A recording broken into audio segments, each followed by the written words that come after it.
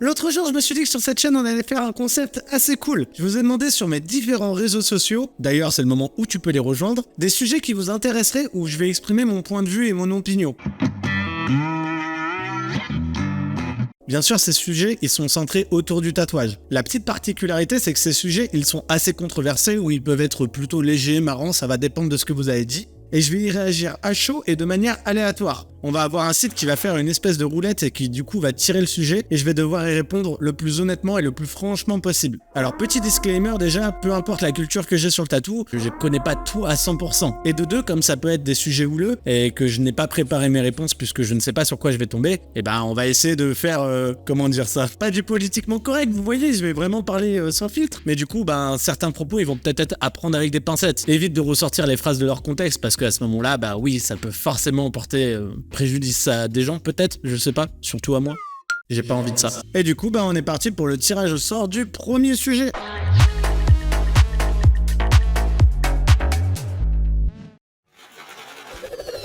Alors le style que j'aime le moins, franchement je m'en sors bien pour le premier sujet, c'est plutôt tranquille. Je pense que le style que j'aime le moins, ça serait le style, on va dire, couleur kawaii, un petit peu mignon. Et sinon, vraiment, alors après, est-ce que c'est un style à part entière? Ça l'a été à un moment, le tribal des années 2000, là, vraiment cette mode du tribal qu'on voyait partout. Ah, tous les mecs qui ont des tatouages tribal sont vexés de ouf. Ne vous sentez pas offusqué si vous avez un tribal ou si vous avez des tatouages kawaii mignons colorés. Sujet suivant.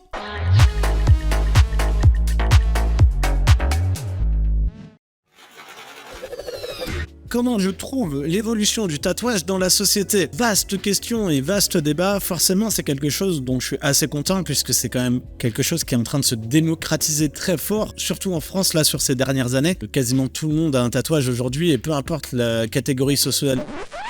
Peu importe la CSP.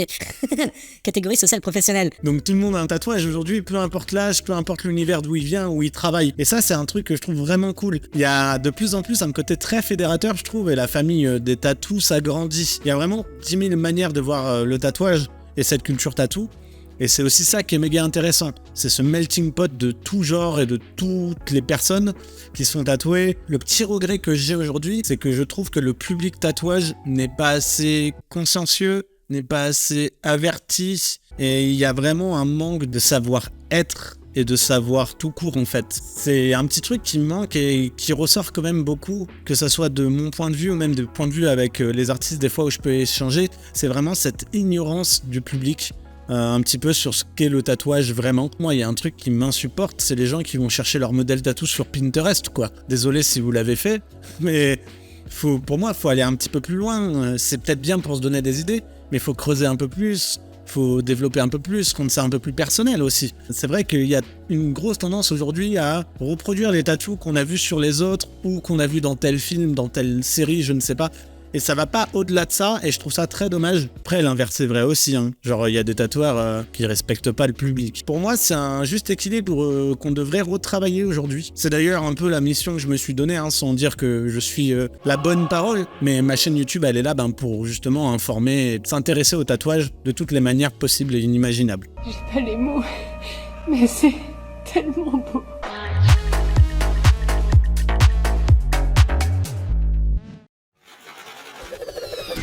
Troisième sujet, l'expérience du laser. Et ben c'est notamment là que mes connaissances, elles vont être limitées. Je sais ce que c'est quand même, voilà, le détatouage. Premier lieu, je vous renvoie vers la chaîne Dans ton corps. Je vous mets le lien en description et je vous mets une petite affiche. C'est un YouTuber qui a fait 3 ans de détatouage. Il s'était tatoué Cyril Hanouna sur la fesse.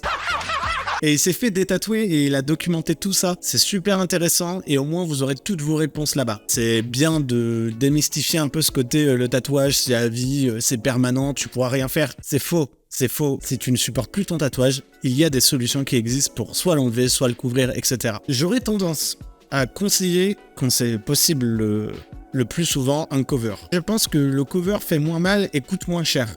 Ça, c'est les retours que j'ai eu. Le laser, ça paraît assez douloureux et ça coûte relativement très cher. Si le cover n'est pas réalisable techniquement, il y a un espèce d'entre-deux. C'est-à-dire faire 2 ou 3 séances de laser pour ensuite repasser par-dessus le tatouage. Il y a des avancées technologiques qui se font sur le laser et du coup, il n'y a que du positif là-dedans, je pense, dans les années à venir.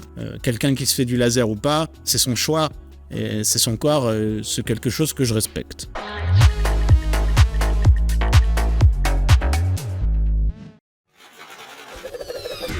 Alors, quatrième question, comment ne pas regretter un de ces tatous? Je pense que la première chose pour ne pas regretter un de ces tatous, c'est de se dire, tranquille, c'est que du tatouage. Calme-toi, man. C'est quelque chose que j'aurais aimé qu'on me dise à mes débuts et j'aimerais l'entendre plus souvent. Oui, un tatou, c'est plus ou moins à vie, c'est plus ou moins important, c'est ton corps, etc.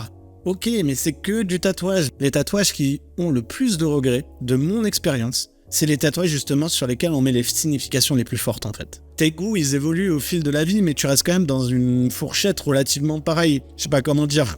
Je vais essayer de trouver les termes. J'aime beaucoup tout ce qui rentre dans l'univers, je mets bien des guillemets sur ce mot. Gothique. C'est un univers qui m'a toujours parlé. Et du coup, tous mes tatouages sont un petit peu orientés là-dessus. Et c'est pas quelque chose que je vais regretter parce que je pense qu'à 50 ans, j'aimerais toujours cet univers, ces représentations. Donc pour moi, quand tu fais un tatouage esthétique, t'as beaucoup moins de chances de le regretter. En partant du postulat qu'un tatouage doit avoir une grosse signification, c'est met une certaine pression en fait. Elle devient limite inconsciente au bout d'un moment, mais tu la vis tous les jours. Puisque ton tatouage va te rappeler ça. Je trouve ça bien aussi que justement le tatouage, il va figer un instant T. Par contre, toi, tu évolues et en fait, ça te permet de constater ton évolution, comment tu grandis, comment tu changes. Et c'est cool, c'est super cool. Pour pas regretter ces tatouages, déjà peut-être s'y accorder un peu moins d'importance et de deux, changer la vision qu'on a du tatouage. Juste, c'est un marque-page, c'est un repère temporel et voilà. Genre forcément un bon souvenir, vraiment comme un album photo.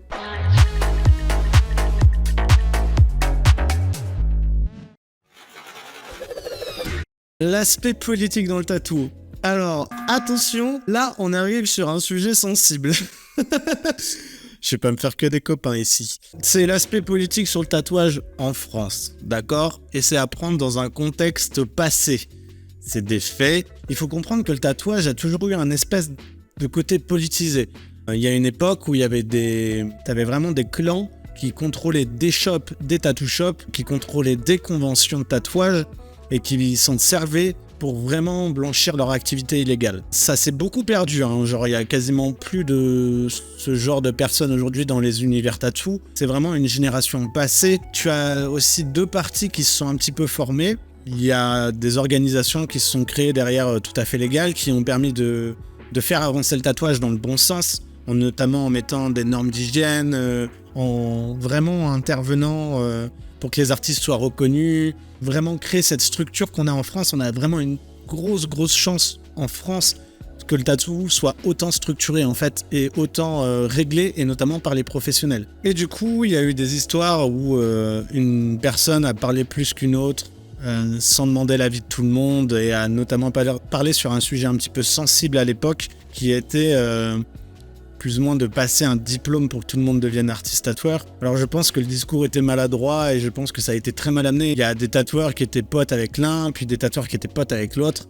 Et voilà, ça a créé une espèce de deux clans séparés, on va dire, en mode si t'es de tel team, tu peux pas trop être avec l'autre team et vice versa. La nouvelle génération, toutes ces histoires-là, elles s'en moquent, ils sont passés au-dessus. Et les générations actuelles sont même plutôt dans le mood de voilà, on est tous tatoueurs, on est tous dans le même bateau, on est là pour avancer ensemble, faire le meilleur taf possible. C'est vrai que c'est une question que j'aime beaucoup, j'aimerais bien la traiter, mais c'est délicat. Il faudrait que je m'entoure, je pense, de plusieurs personnes pour vraiment faire une vidéo sérieuse à ce sujet. Quand j'ai commencé à m'intéresser au tatouage, je ne connaissais pas du tout cet aspect politique. J'espère n'avoir froissé personne, c'était pas le but, c'était vraiment juste exprimer des faits. Je n'ai pas d'opinion sur quelconque personne. Nous venons, mon ami. Bon, c'est sorti, hein, j'ai chaud, hein.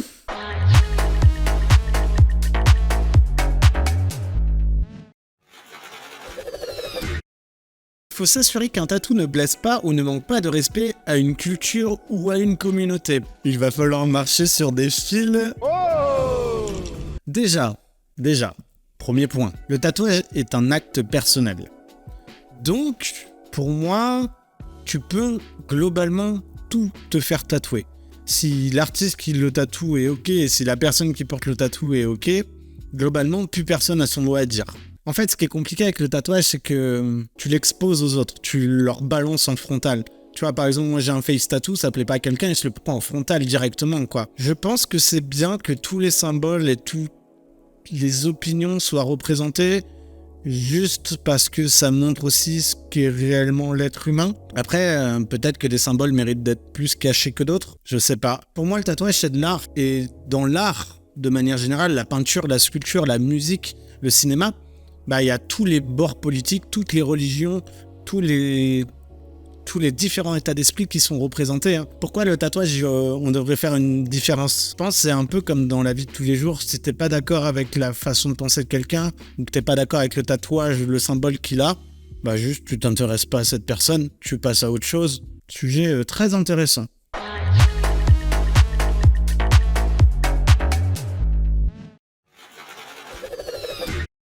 Ok, alors là, attention, gros disclaimer, le sujet, #balance ton tatoueur.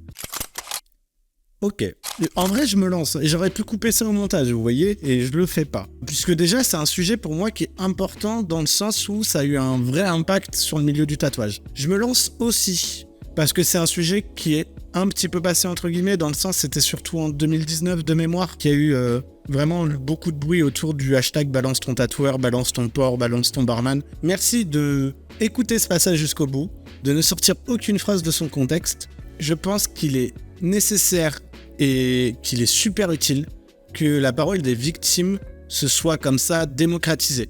Qu'il y ait des moyens de pouvoir parler de violences sexuelles, mentales et physiques aujourd'hui, c'est super bien. Le tatouage est un milieu où on a un rapport avec le corps qui est particulier. Et du coup, il y a eu forcément des abus.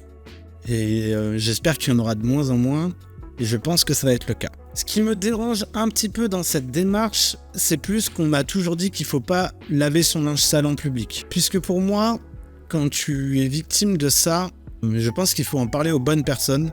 Je pense que l'entourage devrait aussi être là pour aider ces personnes à peut-être prendre des décisions compliquées.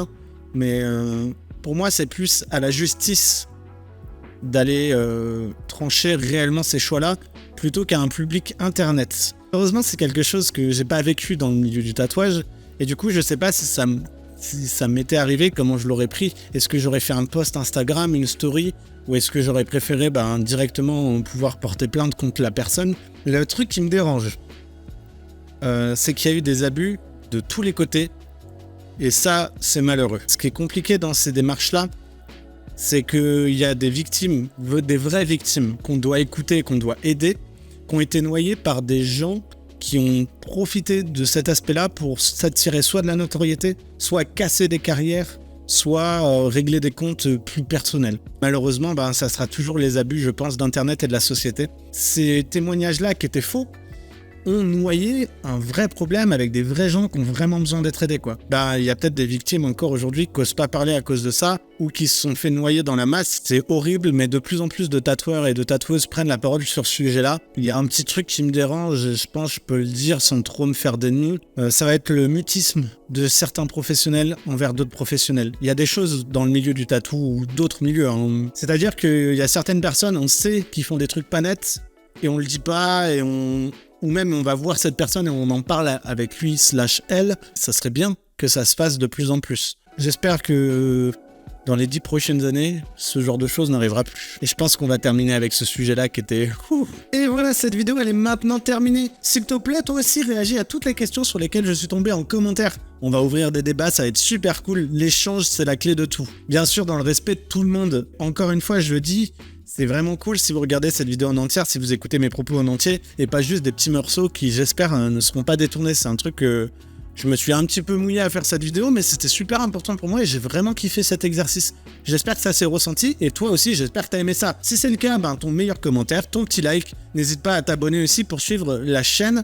Je fais une vidéo par semaine. J'ai vraiment envie qu'on développe cette chaîne YouTube tous ensemble, qu'on soit une grande famille. Il y a d'autres questions qui n'ont pas été développées. Donc je vais garder ces questions-là, et si t'es chaud d'un épisode 2, je te laisse me le dire. Des bisous!